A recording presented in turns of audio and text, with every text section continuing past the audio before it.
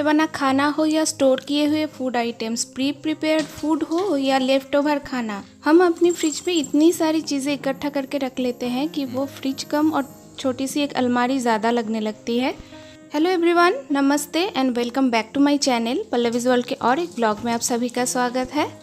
आज का ये वीडियो मेरे फ्रिज की क्लीनिंग और ऑर्गेनाइजेशन के ऊपर है, लेकिन शुरू करने से पहले एक छोटी सी रिक्वेस्ट है कि अगर ये वीडियो आप लोगों के लिए हेल्पफुल हो तो एक लाइक ज़रूर कीजिएगा। मेरे चैनल को सब्सक्राइब करना बिल्कुल मत भूलिएगा। अगर आपने ऑलरेडी सब्सक्राइब कर लिया है तो बहुत बहुत थैंक यू। तो चलिए बिल्कुल भी देर ना करते हुए वीडियो को शुरू करते हैं। नवरात्र आने ही वाले हैं, पूरे किचन के साथ साथ फ्रिज की भी अच्छे से डीप क्लीनिंग की जाती है और इस टाइम मेरे फ्रिज जो है काफ़ी खाली भी हो चुकी है क्योंकि बहुत सारा सामान जो है ख़त्म हो गया है। जब आपका फ्रिज सबसे ज़्यादा खाली हो उसी टाइम डीप क्लीनिंग कर लेनी चाहिए ताकि जो फूड आइटम्स हो फ्रोज़न वाले, जैसे कि आइसक्रीम हो गया, कोई फ्रोज़न फूड हो गया, वो ख़राब ना हो।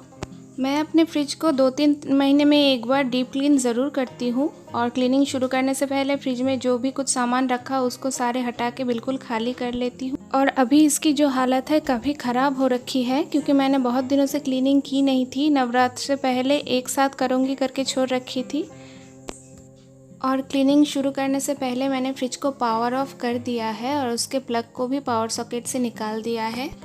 फ्रिज कितनी गंदी है उसके ऊपर ही उसकी क्लीनिंग डिपेंड करती है। अगर आपकी फ्रिज ज़्यादा गंदी नहीं है तो ऊपर के मैट को हटाकर उसको साफ़ करके भी सफाई की जा सकती है, लेकिन मेरी वाली थोड़ी सी ज़्यादा गंदी हो गई थी, इसीलिए सारे सेल्फ को भी मैंने हटा दिया है और इनको जो बर्तन धोने का लिक्विड सोप है उसी से साफ़ कर लिया है, तो ये अच्छे से साफ़ हो गए हैं। अब इनको थोड़ी देर ऐसे छोड़ देने से इनका सारा पानी जो है वो टपक जाएगा। लेकिन फ्रिज के अंदर का पोर्शन साफ़ करने के लिए मैंने एक बोल में 2 कप पानी, हाफ कप विनेगर और थोड़ा सा डिशवॉशर लिक्विड सोप डाल के एक क्लीनर तैयार किया है, जिसको कि अभी एक स्प्रे बॉटल में डाल लूँगी और पूरे फ्रिज की सफाई मैं इसी से करने वाली हूँ। ये काफ़ी अच्छी क्लीनर है जिससे घर की सारी चीज़ें बहुत अच्छे से साफ़ हो जाती है। अब कूलिंग वेंट्स को छोड़कर पूरे फ्रिज में इस क्लीनर को अच्छे से स्प्रे कर लेंगे और एक कपड़े की मदद से खूब अच्छे से फ्रिज को साफ़ कर लेंगे। मैंने यहाँ पे माइक्रोफाइबर क्लॉथ लिया है, आप कुछ भी एक कॉटन का कपड़ा भी ले सकते हैं। और अगर आपका फ्रिज काफ़ी ज़्यादा गंदा हो तो इस क्लीनर को स्प्रे करके आप 15-20 मिनट के लिए छोड़ भी सकते हैं। इससे जो जमी हुई दाग धब्बे हैं वो बहुत अच्छे से साफ़ हो जाते हैं।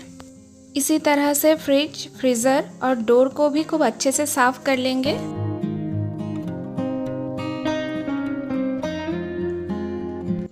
और डोर की ये रबर सीलिंग, जिसको कि हम अनदेखा करते हैं अक्सर, जिसके अंदर बहुत सारे धूल मिट्टी जमा हो जाते हैं, इसको भी हम खूब अच्छे से साफ़ कर लेंगे।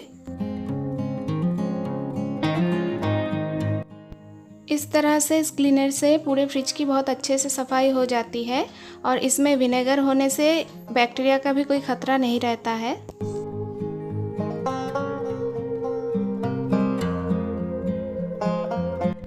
फ्रिज को अंदर से अच्छे से साफ़ करने के बाद जो भी ग्लास शेल्फ्स थे उनको मैंने अपनी अपनी जगह पे फिर से रख दिया है और रखने से पहले इनको और एक बार ड्राई क्लॉथ से अच्छे से वाइप कर दिया है।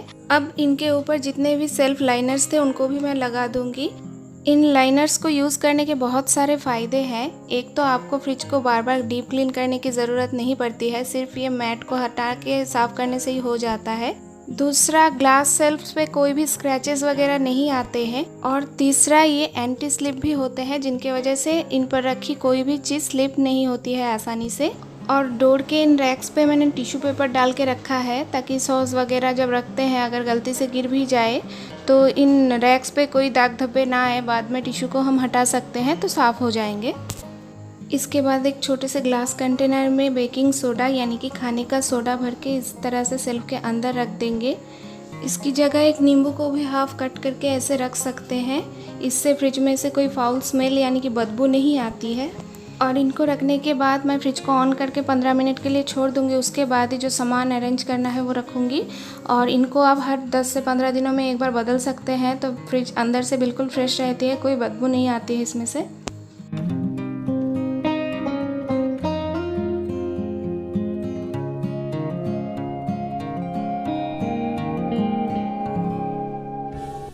फ्रिज और फ्रीज़र दोनों ही ऑर्गेनाइज हो चुके हैं। अब आप लोगों के साथ एक क्विक टूर शेयर कर लेते हैं किस तरह से मैंने सामान को अरेंज किया है। तो फ्रिज का ये जो सबसे ऊपर का ट्रे है ये बिल्कुल फिक्स है। इसमें कूलिंग सबसे ज़्यादा आने की वजह से इसमें सारे डेयरी प्रोडक्ट्स रखती हूँ, जितने भी एक्स्ट्रा दूध के पैकेट्स हो सब इस बास्केट में रहते हैं। और इस छोटे वाले में जितना भी चीज़, पनीर या बटर ये सब रहते हैं। फिलहाल तो चीज़ नहीं है, सिर्फ पनीर और बटर के पैकेट्स हैं। और इसके बाद चलते हैं नेक्स्ट शेल्फ की तरफ, जिसमें दूध, दही वगैरह रहते हैं। ऊपर वाले इस कंटेनर में मलाई रखी है, जो घर की रोज़ की मलाई होती है, और इस वाले में दही रखते हैं, घर पर जो दही जमाते हैं वो। और पीछे के दो जो छोटे छोटे कंटेनर्स हैं उसमें थोड़ी बहुत मिठाइयाँ हैं। मतलब बंगाली घरों में आपको फ्रिज में ढूंढने से और कुछ मिले ना मिले थोड़ी बहुत मिठाइयाँ ज़रूर मिल जाती है। और नीचे का ये जो सेल्फ है ये थर्ड सेल्फ है, इसमें सारे लेफ्ट ओवर जो खाना बचा हुआ रहता है वो रहते हैं। और पीछे जो एक स्टील का कंटेनर है उसमें सूजी रखी है। और आगे वाले ये जो कंटेनर्स हैं इसमें एक में करी पत्ता है, दूसरे में धनिया है। और अब चलते हैं नेक्स्ट सेल्फ की तरफ। इसमें सारे स्टोर किए हुए फूड आइटम्स, जितने भी दाल वगैरह है वो रहती हैं। और ये थोड़ा रोस्टेड पीनट है जो कि मैं फ्रिज में ही रखती हूँ, कभी कभी खाने में डालने के लिए काम आती है। इसके बाद छिलके वाली जो मूंगफली है वो भी फ्रिज में ही रखती हूँ, क्योंकि बाहर रखने से बहुत जल्द ख़राब हो जाते हैं। इसके बाद जो स्टील का कंटेनर दिख रहा है उसमें हरी मूंग की दाल है। मतलब जो चीज़ें हफ्ते में 1 या 2 बार बनती है उनको, दाल वगैरह को मैं फ्रिज में ही स्टोर कर लेती हूँ। इससे बहुत दिनों तक ख़राब नहीं होते बिल्कुल। और इसके बाद ये जो 2 कंटेनर्स है, नीचे वाले में जो थोड़ा बहुत सब्ज़ी काटने के बाद बच जाती है, वो ऐसे एयरटाइट कंटेनर में रख लेने से अगली बार काम आ जाते हैं। इसमें एक आधा टमाटर और थोड़ी सी गाजर बची हुई थी वो रखी है। और मिर्च को भी मैं ऐसे एयरटाइट कंटेनर में ही रखती हूँ। जब भी लाते हैं थोड़ा ज़्यादा ही लाते हैं तो ऐसे एयरटाइट कंटेनर में टिश्यू डाल के रखने से बिल्कुल ख़राब नहीं होते, क्योंकि टिश्यू जो है वो एक्स्ट्रा मॉइस्चर को सोख कर लेता है, तो चीज़ें ख़राब नहीं होती हैं। और इस छोटे वाले कंटेनर में सारे लहसुन जो है उनको पील करके ऐसे रख लेती हूँ, ताकि जब भी ज़रूरत हो यहाँ से निकाल के इस्तेमाल किया जा सके। और इसमें थोड़ा सा इमली रखी है जो कि कभी कभी इस्तेमाल होती है। और इसके बाद जो एक्स्ट्रा टमाटर है वो भी रखा है एयरटाइट कंटेनर में। और इस साइड वाले कंटेनर में जितनी भी ब्रेड वाली आइटम है वो रखती हूँ स्टोर करके। ज़्यादा ब्रेड की चीज़ें तो आती नहीं है घर में, लेकिन जो भी थोड़ा बहुत आता है अगर बच जाए तो इसी में स्टोर करके रख लेती हूँ। अब चलते हैं बिल्कुल नीचे वाले शेल्फ की तरफ। ये थोड़ी छुपी हुई शेल्फ है, इसमें सारे सूखी जो सब्जियां हैं जैसे छोले, मटर, चना, या सारी जो थोड़ी बहुत बची हुई दाल वगैरह है, जो भी एक्स्ट्रा सामान है सब इसी शेल्फ में एकदम अंदर की तरफ रख लेती हूँ। और इसमें पीछे की तरफ एक बास्केट भी है जिसमें थोड़ी बहुत जो दाल या पैकेट वाली चीज़ें हैं उनको ऐसे रख के फिर बिल्कुल अंदर की तरफ रख देने से छुप जाती है, दिखती नहीं है। तो जितनी भी एक्स्ट्रा सामान है वो सब इसी शेल्फ में रख देती हूँ, तो बहुत दिनों तक सही रहते हैं। और फ्रिज में सामान अरेंज करते टाइम कूलिंग वेंट्स का ध्यान रखा जाता है, क्योंकि ये अगर कवर हो गए तो पूरे फ्रिज में इवनली जो कूलिंग है वो स्प्रेड नहीं होगा, इसीलिए बीच में थोड़ा सा गैप रखना ज़रूरी है। अब चलते हैं डोर की तरफ। डोर का ये जो ऊपर का शेल्फ है ये अभी फ़िलहाल थोड़ा बहुत खाली है, और जो भी थोड़ी बहुत माउथ फ्रेशनर है वो इसी शेल्फ में रखी है। और इसका जो नीचे वाला शेल्फ है उसमें सारे छोटे छोटे जो सामान है, जैसे सारे एसेंस, इटालियन सीजनिंग, मेयोनीज़ है, और एक गुलाब जल है, और एक होममेड टोनर जो रखा है वो भी है। और इससे नीचे वाला शेल्फ में पानी बॉटल्स रखते हैं, और बिल्कुल नीचे वाले शेल्फ जो उसमें सारी बड़ी वाली जो सॉस की बॉटल्स, एक विनेगर और एक कोला भी है। अब चलते हैं फ्रीज़र की तरफ। फ्रीज़र के इस कंटेनर में डोसा बटर रखती हूँ, और इसके ऊपर मलाई इकट्ठा करके रख लेती हूँ, क्योंकि घी मैं घर पे ही निकालती हूँ। और इस छोटे वाले में थोड़ी सी नारियल रखी है। और इसके नीचे 2 कंटेनर्स में, एक में मैदा और दूसरे में चावल का आटा रखा है, जो कि कभी कभी यूज़ होती है, तो इसको मैं फ्रीज़र में ही स्टोर कर लेती हूँ।